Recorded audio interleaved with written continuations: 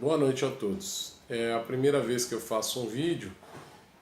Não sou muito adepto a essas questões de postagem de vídeos, de fazer essas coisas, mas eu vou fazer um aqui porque me senti na vontade de fazer para fazer uma opinião. Nesse momento que nós estamos passando da política, onde as pessoas estão discutindo muito sobre isso, falando sobre isso, e eu vejo até uma certa guerra aí nas redes sociais de vou votar neste ou naquele candidato. Então a primeira coisa que a gente precisa é acabar com esse mimimi que existe no mundo. Não podemos jogar com a hipocrisia. E quando eu falo em hipocrisia, é falar de tudo. Eu ouço muito falar assim, como já ouvi até essa semana mesmo. Muitos não votam em A ou B por isso ou por aquilo, mas fulano fala aquilo que todo mundo gostaria de falar, né? Como dizem aí até do próprio candidato aí, que dizem que fala todas as realidades. Então nós precisamos ser coerentes com as nossas falas. Em primeiro lugar, quando se fala de estuprar, quando o candidato falou, eu não estupro você porque você não merece. Há todo um contexto e que há os recortes. Assim como alguns anos atrás um outro candidato falou assim, estupra, mas não mata. Ele não quis dizer para a pessoa estuprar, né? Ele quis dizer apenas que já acabou fazendo mal e não deveria ter feito outro em cima. Não aqui defendendo candidato nenhum com a sua postura ou com a sua má colocação. Então eu gostaria de dizer que, por exemplo, até esse momento eu não escolhi nenhum candidato para presidente da República ou para governador. Ainda não escolhi ninguém. Ao contrário de todos os anos em que eu sempre tive uma firmeza de quem eu iria votar ou não. E neste momento eu ainda não escolhi. Mas temos que ser coerentes com as nossas falas. Por um exemplo, eu sou uma pessoa que eu repudio muito a questão do bandido. E quantas vezes eu mesmo já não disse, bandido bom é bandido morto. Aliás, eu acho que eu disse isso ontem à noite, que deveriam colocar uma bomba nos presídios aí e acabar com todo mundo. Mas a gente fala isso na hora do nervosismo, na hora do momento de calor, tudo, não dizendo que eu concordo com isso ou que eu seja a favor, eu abomino. Porém, a gente precisa ser, novamente, como eu disse, coerente. Por um exemplo, o sistema carcerário é um sistema onde quem domina o sistema carcerário são os encarcerados. Não há o que se discutir. Essa história de que fulano manda, diretor de presídio, diretor de unidade da FEBEM, da Fundação Casa atual hoje, não apita muita coisa não. Quem apita é quem está preso, né? Por incrível que pareça, é assim que funciona o sistema. E ele não recupera ninguém. Se ele recuperasse, eu acredito sim que uma pessoa que tem uma primeira passagem na prisão ou numa fundação casa, ela se recupera. Mas ela precisa ter subsídios de verdade, pessoas comprometidas com isso. E, infelizmente, muitas pessoas estão interessadas em ganhar o seu dinheiro, ter o seu salário garantido para o seu sustento e não estão nem aí para se vai recuperar ou não. E aí já começa a comprometer o trabalho daí para frente. E a pessoa que está encarcerada, por sua vez, ela não é tão burra ou tão ingênua quanto parece. Ela é muito inteligente e ela nota que se os agentes que deveriam ajudar a recuperar não estão nem aí, por que ela vai se importar? Ela sabe que ela vai ir, vai voltar e vai ser sustentada pelo Estado. Então o primeiro ponto é mudar o sistema carcerário e fazer com que as pessoas possam se recuperar, de fato, né? E os grandes políticos sabem disso. As pessoas que estão no alto escalão, elas sabem como fazer, mas não fazem e fazem vista grossa. E aí, quando há um problema ou outro, vamos culpar o funcionário pelos problemas que teve. Em partes, ele pode ser até culpado, mas nem sempre é assim, né? Então, quando uma pessoa fala que é a favor do armamento, quando eu era jovem, queria fazer 18 anos para poder ter o porte de arma, que hoje não existe mais, né? Depois de uma legislação vigente, onde passou a não ter mais o porte de arma para ninguém. Então a gente tem que se contentar com o que a gente tem hoje. Dizer que armar todo mundo vai resolver, não vai. Tá? Se as pessoas preparadas, pessoas que têm um treinamento, são assaltadas, são baleadas, morrem, né? Então assim, não existe essa coisa de dizer que todo mundo vai estar. Então pode ser que vai ter momentos em que vai ter êxito e momentos que não. Então armar a população não quer dizer que vai resolver tudo. Já falei também em algum momento da minha vida, hoje não mais, mas já falei em algum momento da minha vida sim, que essa coisa de ser gay ou não ser, você dá um cacete e resolve. Eu já falei isso, mas eu não era tão esclarecido quanto sou hoje. Hoje eu entendo que as pessoas elas têm direito a ter a vida que querem e a gente tem que respeitar. Se me perguntarem hoje se seu filho fosse gay, eu tenho 3 filhos, um deles ainda com 12 anos. Você quer que ele seja gay? Não, eu não quero. Então isso já é um preconceito. A partir do momento que eu não quero, eu me relaciono bem com as pessoas que têm a sua homossexualidade assumida, eu não tenho problema nenhum de me relacionar com essas pessoas. Mas dizer, você gostaria para você, na sua família? Não, eu não gostaria, mas se eu tivesse, eu vou respeitar e ponto. É o que nós temos para hoje. Mas eu não quero. Então há um preconceito da minha parte. Acabou, não dá para dizer que não existe o preconceito. O que não existe preconceito é quando a pessoa fala assim, eu não tô nem aí. Se for gay, se for hétero, se não for, eu não me importo.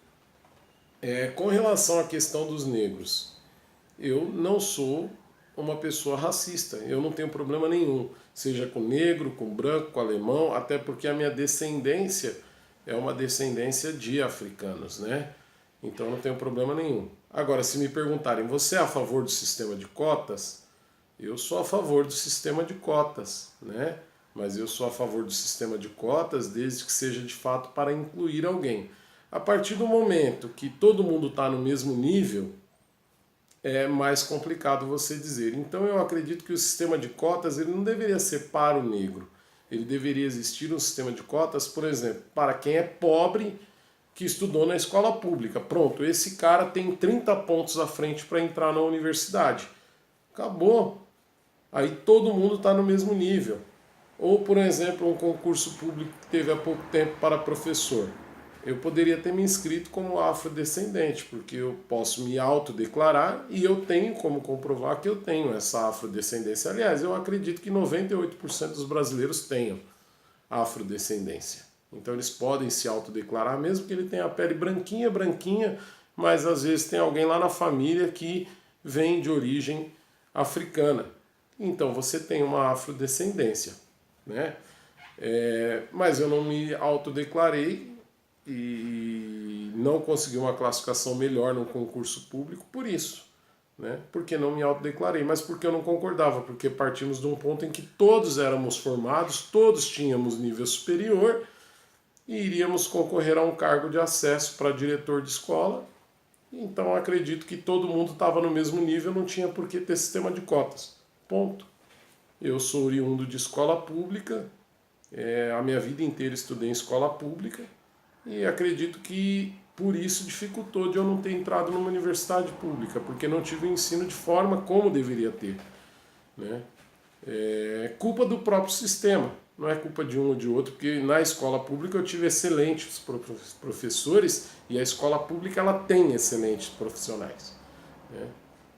Um ou outro que às vezes não é comprometido e que acaba comprometendo o ensino. E na escola particular o professor é o mesmo. A diferença é que ele é massacrado mentalmente, psicologicamente, e aí o seu filho vai ter aula porque você está pagando muito mais para que ele tenha essa aula. Muito mais que eu digo porque a escola pública é paga, a gente já paga ela através dos impostos, né? Então, eu sou contra esse sistema de cotas da forma que está hoje. Se há uma reparação com relação aos negros, com relação ao passado, eu acho que tem que ser feita essa reparação sim. Eles foram maltratados, eles foram humilhados e há uma reparação, mas eu não acho que é com o sistema de cotas que vai reparar isso, né? Eu acho que a maior reparação contra os negros hoje é a gente conseguir acabar com o racismo, é a gente respeitar as pessoas por igual.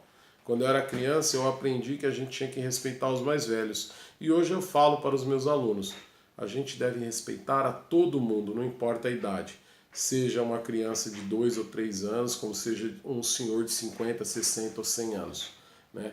Todo mundo tem que ser respeitado, não importa a idade. Eu penso assim. Pode ser que às vezes eu até não respeite alguém em algum momento, porque nós somos seres humanos e falhos. Eu posso não respeitar.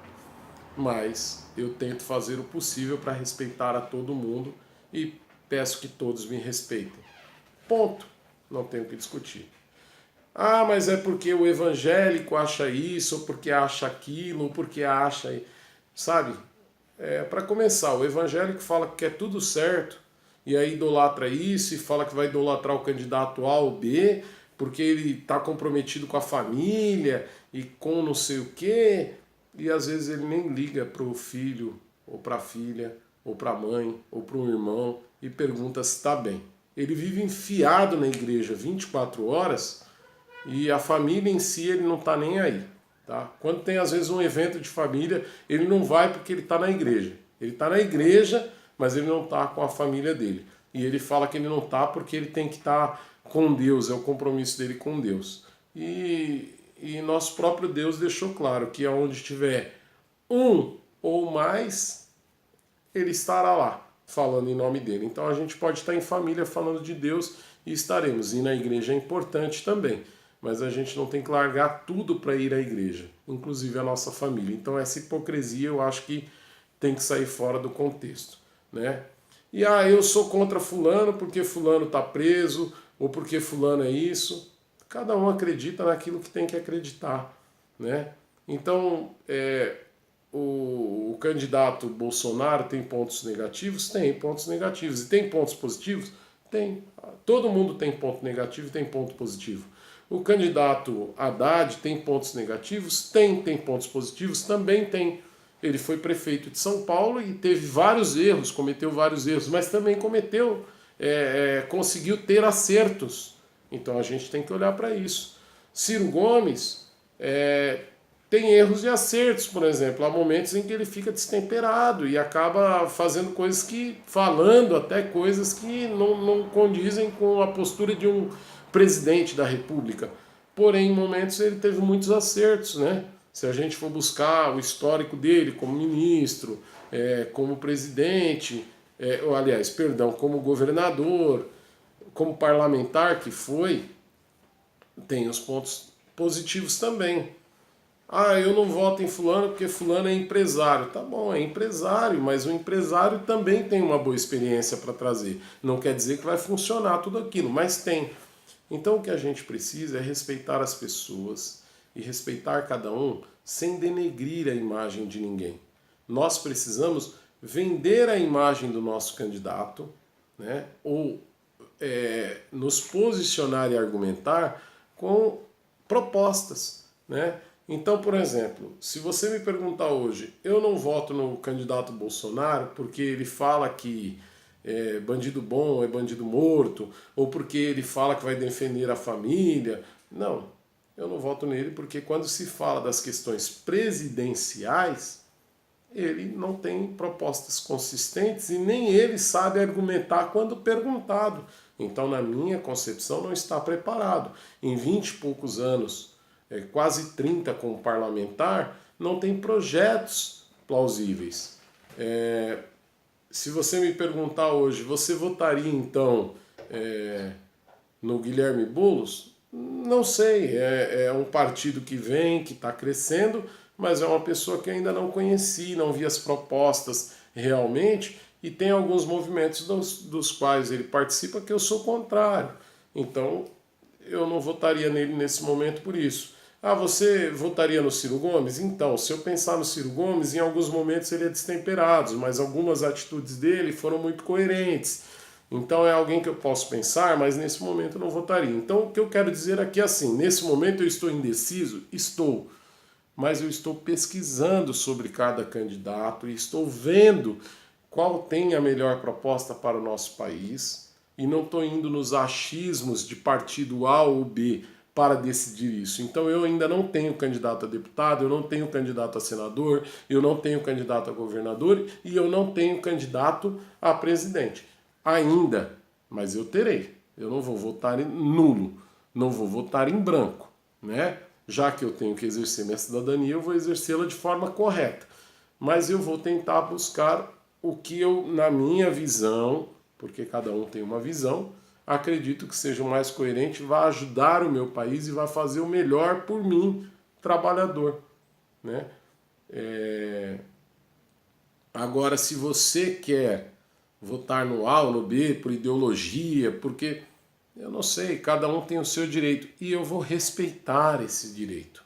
E cada um tem que respeitar. E não é por isso que nós seremos inimigos, tá bom? Então chega de mimimi, porque é isso, porque é aquilo, porque hoje você não pode mais falar uma coisa com relação a uma pessoa que é homossexual que você está sendo homofóbico. Você não pode falar algo sobre alguém que é negro que você está sendo racista. Você não pode falar algo sobre alguém que é evangélico porque você é católico. Não podemos mais falar nada. A liberdade de expressão, ela acabou a partir do momento do mimimi. Hoje eu não posso fazer mais uma brincadeira porque virou bullying, e aí eu vou ser processado. Então, assim, eu preciso só entender que eu preciso respeitar as pessoas e até o momento onde eu não as prejudique e eu não as magoe, mas dizendo a verdade, com educação, com respeito, né? E me posicionando. E ninguém precisa ficar com raiva de mim porque eu me posicionei. Às vezes nem é pessoal, nem é com você. Eu vejo pessoas brigando nas redes sociais por conta do candidato A ou B que ele nunca viu, nunca passou do lado, né? E na política, todos os políticos se dão muito bem, tá? Eles se dão bem, eles conversam, eles se relacionam, eles jantam, eles almoçam, eles saem junto com as pessoas porque eles são seres humanos. No momento de campanha é que eles se atacam, procuram tirar ponto de lá ou de cá para tentar ganhar. Afinal de contas, isso é uma disputa. Quem nunca fez isso, né? Quem nunca participou de qualquer eleição ou de pleitear alguma coisa, um cargo, por exemplo, para síndico, as pessoas se candidatam a síndico e vão brigar por isso. Então a gente tem que acabar com esse mimimi e com esta falta de respeito. A gente precisa se posicionar, se respeitar e parar com essa coisa de candidato A ou B. O nome na urna já fala, o voto é secreto, eu voto em quem eu quiser. Mas se eu quiser expor meu voto, é um direito meu. Mas eu exponho isso com educação, com respeito e eu voto em quem eu quiser. Então, assim, continuará sendo meu amigo quem vota no Bolsonaro, continuará sendo meu amigo quem vota no Haddad, continuará sendo meu amigo quem vota no Ciro, quem vota no Guilherme Boulos, quem vota no Emael, quem vota no Amoedo, quem vota em qualquer um, que vota no Dória, vota no Scaff, vota em qualquer candidato, continuará sendo meu amigo se quiser, porque eu vou respeitar o seu voto. Mas, por favor, respeitem o meu, a minha opinião, a minha colocação. É disso que nós precisamos, é por isso que nosso país não vai para frente. E quando você fala de corrupção, cuidado, porque eu me lembro que já participei uma vez de um programa que falava de pequenas corrupções, né? Então, às vezes, quem nunca estacionou na vaga do idoso sem ser idoso, quem nunca estacionou na vaga do deficiente sem ser o deficiente, ou quem nunca tentou furar a fila do banco, né? Se formos colocar isso ao pé da letra, são pequenas corrupções. E se a gente não dá o exemplo em casa, aí a gente quer cobrar dos nossos governantes, porque a gente sempre dá um jeitinho. Então a gente tem que acabar com esse mimimi, acabar com essa coisa de que eu sou 100% correto. A gente tenta ser o mais perfeito possível, mas não somos, porque perfeito foi só Jesus e mesmo assim vocês sabem que crucificaram ele, né? Então vamos respeitar a ideia de cada um e vamos parar com essa coisa de ficar colocando nas redes sociais isso aqui ou aquilo ali, né? Vamos para o campo dos debates, para o campo das ideias, vamos conhecer os nossos candidatos, que até hoje, além de mim, com toda sinceridade, eu só vi um amigo meu fazendo isso, e isso foi há 2 dias que eu vi esse amigo fazendo isso. pesquisando e lendo sobre cada candidato e sobre cada proposta, vendo de fato o que eles estão dizendo e o que eles estão lá registrando no TRE, no TSE, o que eles colocaram como proposta de campanha e o que eles estão falando na TV, porque às vezes o que eles estão falando não está batendo com o que eles escreveram lá.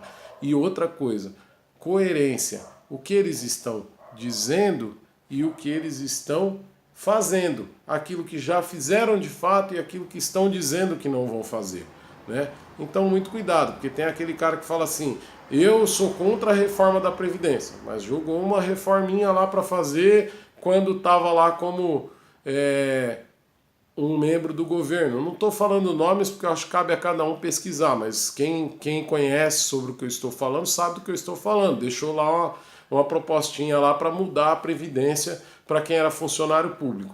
Aí o outro fala assim, nossa, mas você não deveria ser general, mas foi eu que te condecorei general. Aí o outro fala assim, vamos olhar um histórico no passado, olha, fulano foi meu assessor, foi isso ou aquilo, e de repente mudou. É um direito da pessoa. Hoje ela está de um lado, no outro dia ela está do outro. Nós somos assim, às vezes na nossa vida a gente é assim. Um dia nós temos um grupo de amigos, aquele dia aquele grupinho não nos agradou, a gente muda de grupo. E aí a gente quer julgar o político por aquilo que ele faz. Político é ser humano, político é de carne e osso e é falho como nós. A única diferença que está o erro aí é que nós não valorizamos a educação, não valorizamos a saúde, não valorizamos a cultura e não valorizamos a segurança pública, que para mim são as 4 coisas fundamentais para a gente conseguir.